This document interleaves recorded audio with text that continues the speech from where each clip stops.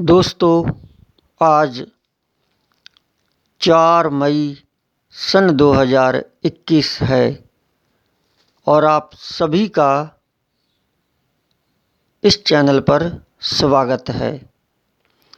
मैं हूं आपका चाहता दोस्त मुख्तियार सिंह करनावल, गांव सांखला, MIA, जिला अलवर, राजस्थान। दोस्तों, मैं आज आपको अपने दिल के फसाने सुनाने जा रहा हूं, जिसे मैंने ही लिखा है, मैंने ही कंपोज किया है और शायद यह मेरे दिल की ही आवाज़ नहीं, बहुत सारे दोस्तों के साथ ऐसा होता है। बहुत सारे दोस्तों के साथ ऐसा होता है और वो इस मुसीबत से निकलते हैं और निकालने वाला सिर्फ़ और सिर्फ़ वो परवरदिगार है। तो ज़रा गौर से सुनिएगा, जिसे मैंने अपनी कलम से लिखा है। बयां करूँगा मैं तेरे बयान इस ज़माने को, बयां करूँगा मैं तेरे बयान इस ज़माने को, जो तूने भरी अदालत में दिए थे मुझे सूली पर चढ़ाने को। बयां करूँगा मैं तेरे बयान इस ज़माने को, जो तूने भरी अदालत में दिए थे मुझे सूली पर चढ़ाने को।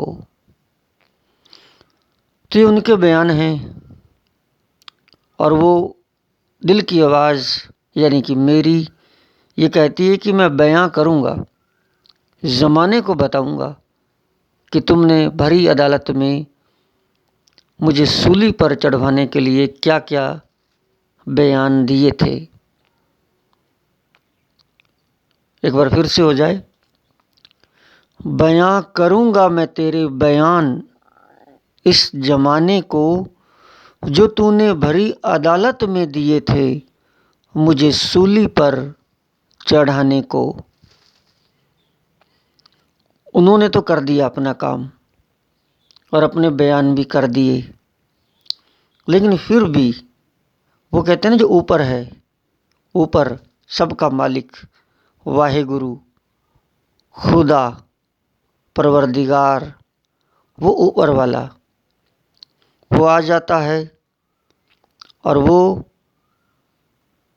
जो लोग बेकसूर होते हैं उनकी जान स्वयं आकर बचाता है। तो ज़रा इस पर मैंने लिखी हैं लाइनें, गौर से सुनना मेरे प्यारे दोस्तों। खुद आ गया था वो ज़मीन पर, ऊपर से नीचे उतर के ज़मीन पर आ गया था वो। खुद आ गया था वो ज़मीन पर, काले लिबासों के एक बुत खाने में। काले लिबासों के बुत खाने में मतलब ये है कि जो कोर्ट होती है, जो अदालत होती है, वहाँ पर ज़्यादातर लोग, जो वकील लोग होते हैं, वो काले कोट पहनते हैं, काले कपड़े लोग ज़्यादा पहनते हैं वहाँ। हालांकि वाइट भी पहनते हैं, लेकिन ज़्यादातर लोग वकील हैं, जज हैं, तो वो काले कपड़े ही पहनते हैं। खुद आ गया था वो ज़मीन पर, काले लिबासों के एक बुत खाने में। दुनिया चाहे जो इल्ज़ाम दे मुख्तियार,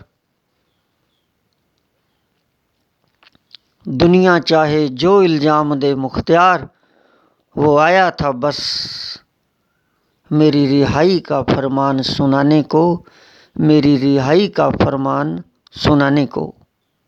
जी हाँ, तो हमें ऐसा लगता है कि उस जज ने मुझे बरी कर दिया, उस जज ने मुझे निर्दोष करार दे दिया, बेकसूर करार दे दिया, मुझे छोड़ दिया। एक्चुअली में वो जज नहीं था, ही वॉज नॉट ए जज। वो उस रूह में, उस शरीर में वो खुद था, मालिक था, जो अपने बंदों की रक्षा करता है। आता है वो, ही कम्स, आता है वो अपने बंदों की रक्षा करने के लिए खुद आता है। वो जज भी हो सकता है, किसी भी रूप में हो सकता है। जब आप घोर मुसीबत में होते हो और आप सच्चे मन से उसको याद करते हो, ऊपर वाले को, तो वो आ जाता है, किसी न किसी इंसान के अंदर स्वयं आ जाता है। और बड़े धन्यभाग हमारे जो हमको दर्शन हुए तुम्हारे उस प्रभु के।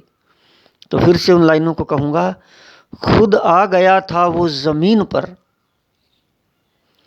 खुद आ गया था वो ज़मीन पर, काले लिबासों के एक बुतखाने में, दुनिया चाहे जो इल्ज़ाम दे मुख्तियार,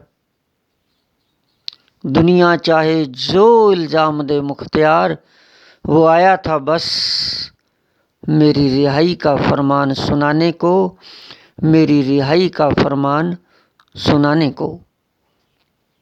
दोस्तों, यदि यह वीडियो अच्छी लगे, यदि ये मेरी शायरी खुद की लिखी हुई और मेरी ज़िंदगी की कहानी आपको अच्छी लगे, तो प्लीज़ कमेंट बॉक्स में ज़रूर लिख कर बताइएगा, ताकि मुझे हौसला अफजाई मिले और मैं बहुत कुछ लिखूं। तो एक बार फिर से मैं रिपीटेशन करता हूं उसका दोबारा। बयां करूंगा मैं तेरे बयान इस ज़माने को, जो तूने भरी अदालत में दिए थे मुझे सूली पर चढ़ाने को। बयां करूंगा मैं तेरे बयान इस ज़माने को, जो तूने भरी अदालत में दिए थे मुझे सूली पर चढ़ाने को।